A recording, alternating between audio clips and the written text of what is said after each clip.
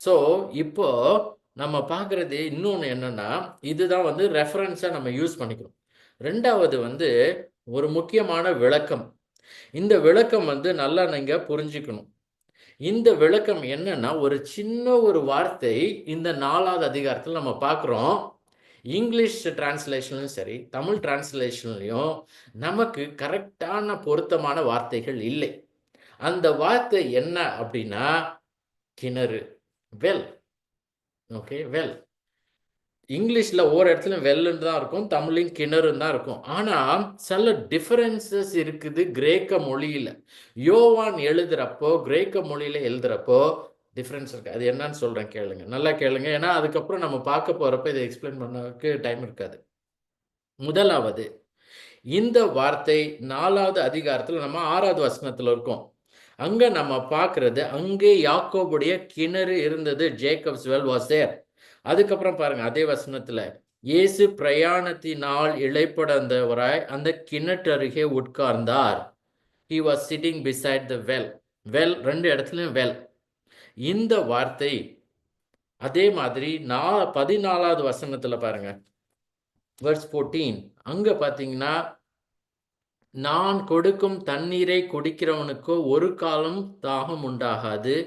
நான் அவனுக்கு கொடுக்கும் தண்ணீர் அவனுக்குள்ளே நித்திய ஜீவ காலமாய் ஊறுகிற நீரூற்றாய் இருக்கும் என்றார். இப்போ எதுக்காக இந்த 14வது வசனத்தை வாசிச்சேன் அப்படின்னா, இந்த வசனம் 6வது வசனத்திலையும் 14வது வசனத்திலையும் யூஸ் பண்ணிக்கிற கிரேக்க வார்த்தை பேகேன்ற வார்த்தை அது எதை குறிக்கிறதுனா, it refers to a spring or fountain, நீரூற்று. ஸோ இப்போ எப்படி நம்ம டிரான்ஸ்லேட் பண்ணியிருக்கலாம்னா, இங்க 6வது வசனத்துல அங்கே யாக்கோபுடைய நீரூற்று இருந்தது, ஃபவுண்டன்.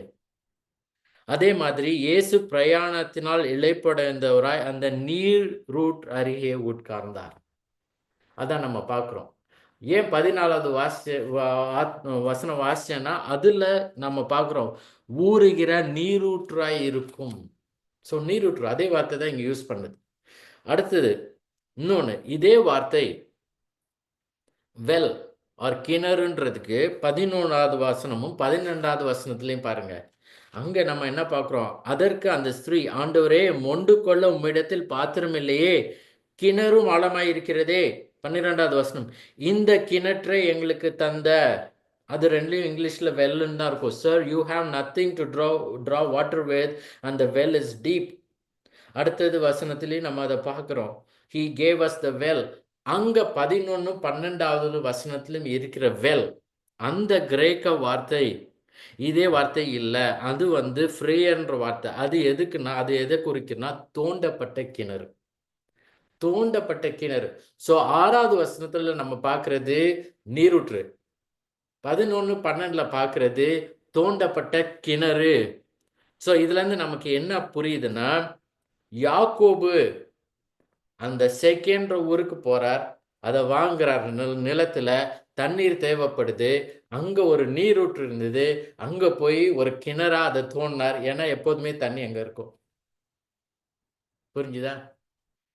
அதனாலதான் 2 வார்த்தைகள் அங்க கிரேக்க மொழியில யோவான் பயன்படுத்துகிறார். இங்கிலீஷ்லயும் தமிழ்லயும் அந்த டிஃபரன்ஸ் தெரியாது. இதுல ஒரு சைடு நோட் என்னன்னா, நான் சொன்ன மாதிரி 6வது வசனத்திலும் 14வது வசனத்திலையும் இயேசுவானவர் பயன்படுத்தின வார்த்தை நீரூற்று. ஆனா இந்த சமாரிய பெண் பயன்படுத்தின வார்த்தை தோண்டப்பட்ட கிணறு. நம்ம ஸ்பிரிச்சுவலி ஸ்பீக்கிங் நம்ம இப்படி கூட சொல்லலாம், ஆத்ம ரீதியில். அந்த மனிதர்களின் முயற்சியால், ஏன்னா அவங்க தான் தோன்றாங்க, மனிதர்களின் முயற்சியால் எப்படியாவது தேவனுடைய ராஜ்யத்துக்குள் பிரவேசிக்கலாமா அப்படின்றத பத்தி தான் அவளுக்கு தெரியும். ஆனா இயேசுவானவரோ தேவன் செய்த அந்த நீரூற்றை போல இயற்கையா இருக்கிற தேவன் செய்கிற காரியத்தினாலே மட்டும்தான் நீதிமான் பிழைப்பான் அப்படின்றதையும் அவர் உணர்த்தியிருக்கலாம். ஸோ இப்போ நம்ம பார்க்கறது இந்த யாக்கோபின் கிணறு.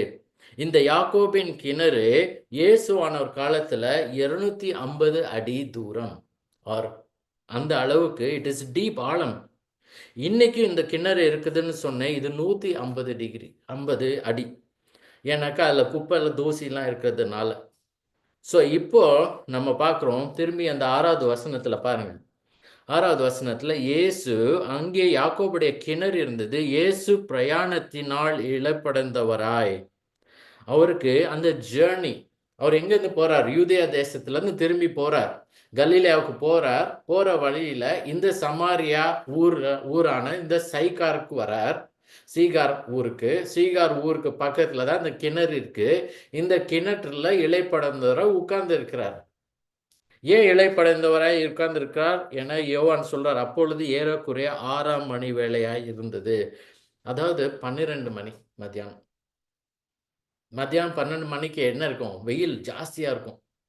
அதோட இங்க யூதேயா தேசத்திலிருந்து இந்த ஒரு கிணறு ஒரு சீகார் பட்டணம் வந்து 30 மைல் தூரம், 50 கிலோமீட்டர். ஸோ அப்போ கார் பஸ்லாம் கிடையாது, அப்போ நடந்தான் வரணும். அப்போ 50 கிலோமீட்டர் நடந்து வந்த பிறகு அந்த வெயில் ஜாஸ்தியா இருந்தபடியால் இளைப்படைந்தவராய் அந்த கிணற்றருகே உட்கார்ந்தார். அவருக்கு தண்ணி தேவைப்பட்டது. ஏன்னா அவர் மாம்சத்திலே தேவன், அவர் மாம்சத்திலே மனிதனாக வந்தபடியால் தேவனுக்கு தாகம் கிடையாது, பசி கிடையாது. ஆனா அவர் நம்மை போலவே ஒரு மனிதனாக வந்தபடியால் அவருக்கு தண்ணீர் தாகம் இருந்தது. அது மட்டும் இல்லை, இப்ப நம்ம பார்க்கிறோம் 8வது வசனத்துல அவருக்கு பசியும் இருந்தது. ஏன்னா நம்ம பார்க்கறது என்னது, இது வந்து 7வது வசனம் தமிழ்ல, 8வது வசனம் இங்கிலீஷ்ல. சீஷர்கள் போஜன பதார்த்தங்களை கொள்ளும்படி அந்த ஊருக்குள்ள போயிருக்காங்கன்னு. ஸோ பசியும் இருந்தது, தாகமும் இருந்தது. இப்போ 7, 8வது வசனத்தை நம்ம குவிக்லி பார்த்து முடிக்கலாம். அடுத்தது, அவருடைய சீஷர்கள் போஜன பதார்த்தங்களை கொள்ளும்படி ஊருக்குள்ளே போயிருந்தார்கள். அப்பொழுது சமாரிய நாட்டாளாகிய ஒரு ஸ்திரீ தண்ணீர் மொள்ள வந்தால் இயேசு அவளை நோக்கி தாகத்துக்கு தா என்றாள். இப்போ a woman came from Samaria, came to draw water. Jesus said to her, give me a drink, for his disciples had gone away into the city to buy food. இதுதான் உரையாடலின் துவக்கம். இவ்வளவு நேரம் நம்ம உரையாடல் பார்க்கல, மீட் பண்ணல. ரெண்டு பேரும், இயேசுவானவரும் இந்த சமாரிய பெண்ணும் மீட் பண்ணல. இப்பதான் ஃபர்ஸ்ட் டைம் மீட் பண்ண போறாங்க, இப்பதான் பேச போகிறார். இதான் நான் சொன்னேன், இனிஷியேஷன் டு த கான்வர்சேஷன், உரையாடலின் துவக்கம் இப்பதான் ஆரம்பிக்குது. இதுவரை நம்ம பார்த்தது யோவான் எதற்காக இயேசுவானவர் திரும்பி போறார், எதற்காக அந்த ஊருக்கு வந்தார், அந்த ஊருக்குள்ள போனாரா இல்ல ஊருக்கு வெளியே இருந்த கிணற்றுல இருந்தாரா, எதற்காக அந்த கிணற்றுல போய் உட்கார்ந்தார், இதெல்லாம் சொல்றார் நமக்கு. இப்போதான் உரையாடல் ஆரம்பிக்க போகிறது. இது 7, 8வது வசனத்துல நம்ம பார்க்கிறோம். இந்த அம்மா, இந்த சமாரிய பெண், அந்த அம்மா வந்த நேரம் ஏற்கனவே குறிக்கப்பட்ட முன்குறித்தலின்படி, ப்ரீடிட்டர்மின்ட் பிளான் ஆஃப் காட் படி அந்த அம்மா வருது. இந்த அம்மாவுக்கு பேர் நமக்கு தெரியாது, பைபிள்ல இல்லை. ஸோ அந்த அம்மாவுக்கு ஒரு அப்பாயின்மெண்ட் இருக்கு. அந்த அப்பாயின்மெண்ட் யாரோட இருக்குது? உலக இரட்சகருடன். அந்த அம்மாவுக்கு தெரியாது, ஆனா இயேசுவானவருக்கு தெரியும். அதனால போய் அந்த அம்மா வர டைம், கரெக்டான டைம்ல அவர் போய் அங்க உட்கார்ந்து அந்த சமாரிய பெண் வர்றதுக்காக வெயிட் பண்றார். ஸோ அந்த அம்மா வருது. அந்த அம்மா வந்த நேரம் நான் சொன்னபடி இது ஏறக்குறைய 6ஆம் மணி வேலையா இருந்தது. It was about noon. இது வந்து ஒரு அன்யூஷுவல் டைம். ஏன்னா வெயில் அவ்வளோ ஜாஸ்தியா இருக்கும். ஸோ அப்போ பெண்கள் என்ன பண்ணுவாங்கன்னா, காலையில சீக்கிரத்துல போவாங்க, வெயில் வர்றதுக்கு முன்னாடி. இல்லைன்னா நம்ம ஆதியாகமம் 24:11 பார்த்தீங்கன்னா ஈவினிங் வருவாங்க, வெயில் தாழ்ந்த பிறகு, இருட்டுறதுக்கு முன்னாடி வருவாங்க. ஆனா இந்த அம்மா வந்த நேரம், முதலாவது இட் வாஸ் அன்யூஷுவல் டைம். ரெண்டாவது, பெண்கள் போய் தண்ணீர் எடுக்கணும்னா ஊர்ல இருந்து கொஞ்சம் தூரத்துல இந்த கிணறு இருக்குன்னா சில பெண்களோட சேர்ந்து வருவாங்க, குரூப்பா வருவாங்க. ஏன்னாக்க ஏதாவது பிரச்சனைகள் நடுவில் வருமே அப்படின்னு சொல்லிட்டு. ஸோ ஆனா இந்த அம்மா எப்படி குரூப்பா வரல, தனியா வந்தது. It was unusual also. அது மட்டும் இல்லை, நம்ம நிக்கோதேமுவோட கதையில பார்த்தீங்கன்னா, நிக்கோதேமு வந்து ராத்திரி நேரத்துல வந்து யார் அந்த கான்வர்சேஷன் ஆரம்பிக்கிறது? இயேசுவானவர் இல்ல, நிக்கோதேமு ஆரம்பிக்கிறான். ரபி அப்படின்னு சொல்லி அவன் தான் ஆரம்பிக்கிறான். ஆனா இங்க யார் ஆரம்பிக்கிறது கான்வர்சேஷனை? இயேசுவானவர். அந்த அம்மா வந்து பேசல, இயேசுவானவர் பேசுகிறார். அது ஒரு முக்கியமான ஒரு ஒரு டிஃபரன்ஸ்.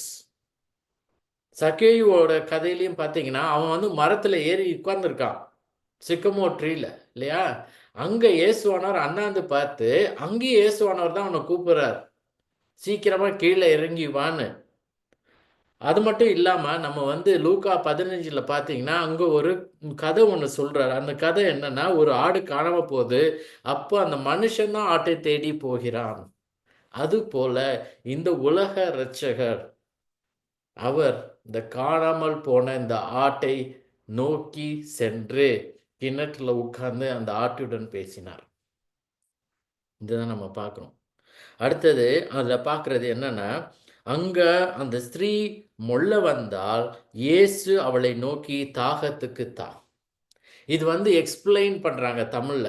ஓகே, தாகத்துக்கு தா. கிரேக்க மொழியிலையும் இங்க இங்கிலீஷ்லயும் பார்த்தீங்கன்னா, கிவ் மீ அ ட்ரிங்க்னு இருக்கும். தண்ணீர் கொடு, அதான் கேட்கிறாரு அவர். குடிக்க கொடு, அதுதான் வந்து லிட்ரல் டிரான்ஸ்லேஷன். அவர் எதற்காகன்னு சொல்லல, தமிழ்ல வந்து எதற்காக சொன்னான்றது விளக்கியிருக்காங்க. தாகத்துக்கு தண்ணீர் கொடு அப்படின்னு. So give me a drink, குடிக்க கொடு அப்படின்னு. இது வந்து ஒரு ரிக்வெஸ்ட் கிடையாது, தயவு செஞ்சு கொடு, நான் ரொம்ப டயர்டாக இருக்கேன், அப்படி இல்லை. இது வந்து இட்ஸ் அ கமாண்ட். கமாண்ட், இது ஒரு கட்டளை. இது இம்பரேட்டிவ் மூடுன்னுவாங்க, அதிகாரத்துடன் சொல்லப்படுகிற ஒரு காரியம். யோவான் 2ல் கானாவூர் கல்யாணத்தில் அங்கே இருந்த வேலைக்காரர்கள்ட்ட எப்படி இயேசுவானவர் போய் அந்த குடத்துலலாம் போய் தண்ணீர் போய் எல்லாத்தையும் நிரப்புங்கன்னு சொன்னாரோ, அதே போல இது ஒரு கமாண்ட். இந்த அம்மாட்ட வந்து தயவு செஞ்சு கொடுமா அப்படின்னு சொல்லல, எனக்கு கொடு, தாகத்துக்கு தா அப்படின்னு சொல்லி சொன்னார். இப்போ இந்த வசனத்துல நம்ம பார்த்தபடி 7வது வசனத்திலையும் தமிழ்ல 8வது வசனத்திலையும் சீஷர்கள் அப்போ கூட இருக்கல. அந்த சீஷர்கள் எத்தனை பேர் அங்க அவரோட போனாங்க? 5 பேரு. இயேசுவானவர் மட்டும் திரும்பி கலிலேயாவுக்கு போல. இந்த 5 சீஷர்களும் யார் யாரு? முதலாவது இந்த அந்திரேயா, அப்புறம் இந்த யோவான், இதை எழுதுற யோவான், அப்புறம் அந்த அந்திரேயா போய் பேதுருவை கூட்டு வந்தார், அப்புறம் பிலிப்பு, நாதன்வேல். இந்த 5 பேரும் இயேசுவானவரோட திரும்பி கலிலேயாவுக்கு போறாங்க. அந்த 5 பேரும் கூட இருக்காங்க இயேசுவானவரோட. இந்த நிகழ்ச்சி நடக்கிறப்போ அவங்க கூட இல்லை. இந்த அம்மா வர்றப்போ, பேசுறப்போ, ஆரம்பிக்கிறப்போ அந்த சீஷர்கள் அவரோட கூட இல்லாம போய் அந்த ஊர் சீகார் ஊருக்குள்ள போய் ஏதாவது சாப்பாடு கிடைக்குமா வாங்கிட்டு வரலாமேன்னு சொல்லி போயிருக்காங்க. ஸோ இது வந்து ஒரு பிரைவேட் கான்வர்சேஷன், தனிப்பட்ட உரையாடல். பப்ளிக் பிளேஸ், பொது இடத்துல தனிப்பட்ட உரையாடல். ஒரு விசித்திரமான ஒரு நேரம், அன்யூஷுவல் டைம், பெக்யூலியர் டைம், ஆன குறிப்பிட்ட ஒரு நாளில், ஒரு பர்டிகுலர் டே இந்த ஈவெண்ட் நடக்குது. இதுதான் நம்ம பார்க்குறோம் இந்த வசனங்கள்ல, 8 வசனங்கள்ல. ஸோ 7, 8 வசனங்கள் வந்து இந்த உரையாடலின் துவக்கம். இப்போ நமக்கான அப்ளிகேஷன், இதுலேருந்து நம்ம என்ன கற்றுக்கலாம், நமக்கு என்ன, நம்ம வாழ்க்கையில் எப்படி இதை வந்து ப்ராக்டிஸ் பண்ணலாம்? முதலாவது, தேவனின் சித்தத்திற்கு கீழ்ப்படியுங்கள். Submit to God's will. தேவன் ஒரு சித்தத்தோடு இயேசுவானவரை இந்த யூதேயா தேசத்திலிருந்து கலிலேயாவுக்கு போக செய்தார். அந்த வழியில இந்த சீகார் பட்டணத்தில் இந்த சமாரியா பெண்ணை எப்படியாவது மீட் பண்ணணும்னு சொல்லி குறித்திருந்தார். இயேசுவானவர் இந்த யோவான் 4:34 இருக்கபடி அவருடைய போஜனம் தேவனுடைய சித்தத்தை செய்வதே. அந்த மாதிரி நம்மளுடைய போஜனமும் not just the physical food, spiritually, ஆத்ம ரீதியில் எப்பொழுதும் தேவனுடைய சித்தத்தின்படி வாழ வேண்டும் என்ற விருப்பத்தோடு ஜபத்தோடு இருக்கணும். எப்பயாவது நம்ம பிளான் பண்ணுறோம், நிறைய காரியங்கள் திட்டமிடுறோம், ஆனால் அந்த பிளான் வந்து சேஞ்ச் ஆச்சுன்னா நம்ம எப்பொழுதும் அது தேவனுடைய சித்தமே என்று ஏற்றுக்கொள்ள வேண்டும்.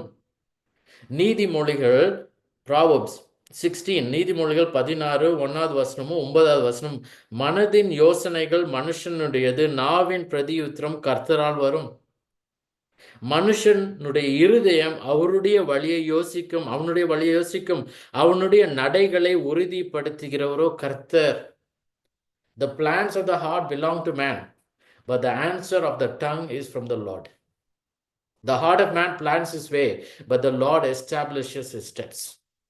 ஸோ அதனால நம்ம பிளான் பண்ணுறோம், ஆனால் அது சேஞ்ச் ஆகிறப்போ ஜெபத்துடன் அது கர்த்தருடைய சித்தம் என்பதை ஏற்றுக்கொண்டு அதை நாம் செய்ய வேண்டும்.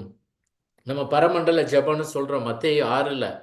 அங்கே ஜெபத்தில் நமக்கு கற்றுக் கொடுக்கப்பட்டது, நீங்கள் ஜெபம் பண்ண வேண்டிய விதமாவது, பரமண்டலங்களில் இருக்கிற எங்கள் பிதாவே, உம்முடைய நாமம் பரிசுத்தப்படுவதாக, உம்முடைய ராஜ்யம் வருவதாக, உம்முடைய சித்தம் பரமண்டலத்தில் செய்யப்படுகிறது போல பூமியிலும் செய்யப்படுவதாக. அது எப்படி பூமியில செய்யப்படும்? தேவனுடைய பிள்ளைகள் வழியாக. பரமண்டலத்தில் எப்படி செய்யப்படும்? அங்க இருக்கிற தேவ தூதர்களினாலே. ஸோ அப்போ நம்ம தேவ மக்கள்னு சொல்ற கிறிஸ்தவர்கள், விசுவாசிகள் எப்பொழுதும் தேவனுடைய சித்தத்தை செய்ய வேண்டும் என்பதே நமக்கு கொடுக்கப்பட்டு இருக்கிற அந்த கட்டளை. அதனாலதான் இயேசுவானவர் சொல்றாரு, தேவனுடைய சித்தத்தின்படி செய்கிறவன் எவனோ அவனே எனக்கு சகோதரனும் சகோதரியும் தாயுமாய் இருக்கிறான் என்றார். ஸோ அதனால எப்பொழுதும் அதை நம்ம மனதில் வைத்துக் கொள்ள வேண்டும். ரெண்டாவது, இதுவும் முக்கியமானது, இதுல இருந்து வருகிறது, இனிஷியேட் கான்வர்சேஷன் ஆன் காட். தேவனை பற்றி பேசுங்கள். நீங்க தான் ஆரம்பிக்கணும், நான் தான் ஆரம்பிக்கணும். இந்த சமாரிய பெண் தேவனை அறியாத பெண். அவள் தன்ட்ட பேசணும்னு அவர் எதிர்பார்க்கல, தான் ஆரம்பித்தார். அவ்வளோ பெரிய தேவன் ஒரு பாவியான ஒரு ஸ்திரீ, ஒழுக்கமற்ற ஸ்திரீ, அவள்கிட்ட பேச ஆரம்பிக்கிறார். அது போல நம்மளும் என்ன பண்ணணும்னா, ஒவ்வொரு தரையும் சுவிசேஷத்தை சொல்றதுக்கு ஏதாவது வாய்ப்பு இருக்கா, அந்த மைண்ட் செட்டோடைய எல்லாரையும் நம்ம மீட் பண்ணணும். நம்ம நிறைய நேரம் அப்படி யோசிக்கிறதே கிடையாது. ஒரு கல்யாணமோ இல்லை இறந்து போகிறாங்களோ இல்லை மற்ற காரியத்தில் ரோட்டில் மீட் பண்ணுறப்போ அதை நம்ம மனசில் வச்சுக்கணும். நான் இப்போ மீட் பண்ணுறேன், பேசுகிறப்போ எப்படிங்க இருக்கீங்க, நல்லா இருக்கீங்களான்னு சொல்லி உடல் பிரகாரமாக மட்டும் பேசிவிட்டு நான் போகிறேன்னா, இல்லை அவங்க ஆத்மாவை குறித்து எனக்கு ஒரு பாரம் இருக்கா, அந்த ஒரு முறையோ அது மட்டும்தான் அவங்களுக்கு கேட்கறதுக்கு ஒரு ஆப்பர்ச்சுனிட்டியாக இருக்கலாம், இல்லை அதுதான் கடைசி முறையாக கூட இருக்கலாம். ஆனால் நம்ம எப்பொழுதும் இந்த கிரேட் கமிஷன்னு சொல்கிறதுக்கு, பெரிய கட்டளைக்கு நாம் எப்பொழுதும் கீழ்ப்படிய வேண்டும். அதுவே தேவனுடைய சித்தம். அதை நம்ம எப்பொழுதும் மனதில் வைத்துக்கொள்ள வேண்டும். So initiate conversation, submit to God's will. அது எதாக இருந்தாலும் பரவாயில்ல. தேவனே, நான் உம்முடைய சித்தத்தை செய்து உம்மை மகிமைப்படுத்துவதே எனக்கு போஜனமாக இருக்கிறது, நான் இயேசுவை போல மாற வேண்டும்னு சொல்லி ஜெபித்து வாழ வேண்டும். ரெண்டாவது, எப்படி இயேசுவானவர் போய் இந்த சமாரியா பெண்கிட்ட பேசினாரோ, நானும் ஆண்டவரே எனக்கும் அந்த ஒரு தைரியத்தையும் சொல்லுகிற அந்த ஞானத்தையும் கொடுங்க, நான் உண்மை பற்றி மற்றவர்களுக்கு சொல்ல வேண்டும், என் வாழ்க்கை என்னை மட்டும் பற்றி இருக்கக்கூடாது, மற்றவங்களுடைய ஆத்மா அந்த ஒரு நீட், அதுக்காகவும் நான் வாழ வேண்டும் என்பதை நம்ம யோசிக்கணும். ஓகே, ஜெபிக்கலாமா? பரமபிதாவே, இந்த வசனங்களுக்காக உமக்கு நன்றி ஆண்டவரே. எங்களுக்காக இந்த உலகத்துல மீட்பராக உம்முடைய குமாரனை அனுப்பினீர் ஆண்டவரே. இது எதுவும் நாங்க செஞ்ச காரியத்தினாலேயோ நாங்க கேட்டதுனாலேயோ இல்லையோ, நாங்களோ பாவிகள், உம்முடைய எதிராளிகள். அப்படி இருந்தோம் ஆண்டவரே, எங்களை மீட்டு கொள்கிறதுக்காக இயேசுவானரை அனுப்பி எங்கள் மத்தியில வாழ செய்து, எங்களுக்காக வாழ்ந்து மரிக்கவும் உயிர்த்தெழவும் நீரே ஆண்டவரே செய்தீர். அதற்காக உமக்கு நன்றி ஆண்டவரே. இப்பொழுதும் இந்த வசனங்களை கேட்கிற ஒவ்வொரு மக்களுக்காக ஜெபிக்கிறோம். யாராவது உம்மை ரட்சிப்பின் விசுவாசத்தில் விசுவாசிக்கலாம் ஆண்டவரே, அவங்க கண்களை காதுகளை திறந்து அவங்க மனதில் நீர் பேசி இந்த கல்லான இருதயத்தை சதையான இருதயமாக மாற்றி அவர்களை உம்மிடத்துல விசுவாசிக்க நீர் கிருபை செய்தலும். எப்படி இந்த நிக்கோதேமும் விசுவாசித்து அவன் தேவனுடைய ராஜ்யத்துக்குள் பிரவேசிக்கிறானோ, அதே போல இந்த சமாரியா பெண்ணும் ஒழுக்கமற்று இருந்த, ஆனாலும் ஆண்டவரே, இப்படிப்பட்ட மக்களுக்காக தான் நீர் இந்த உலக இரட்சகரை அனுப்பினீர். நாங்கள் இந்த அம்மாவோட பெட்டராக இருக்கலாம் எங்கள் மொராலிட்டியில். ஆனால் ஆண்டவரே, நாங்களும் உமக்கு முன்பாக பாவிகள், மகா பெரிய பாவிகள். எங்களுக்காக அனுப்பினீர் ஆண்டவரே. நாங்கள் ஆண்டவரே சுவாமி எல்லாரும் உம்மை விசுவாசித்து உமக்கென்று ஜீவிக்க நீர் கிருபை செய்தலும், அந்த ஜீவியத்தில் நாங்கள் மற்றவங்களுக்கு போய் இந்த உலக இரட்சகரை பற்றி சொல்லவும், உம்முடைய சித்தத்திற்கு எங்களை நாங்கள் அர்ப்பணிக்கவும் நீர் கிருபை செய்தலும். உம்மை எங்கள் வாழ்க்கையில் எப்பொழுதும் மகிமை செலுத்தவும், உமக்கென்று ஆண்டவரே எப்பொழுதும் ஆண்டவரே வாழவும் நீர் கிருபை செய்தலும். என் இயேசு மூலம் ஜெபிக்கிறோம் பிதாவே. ஆமென்.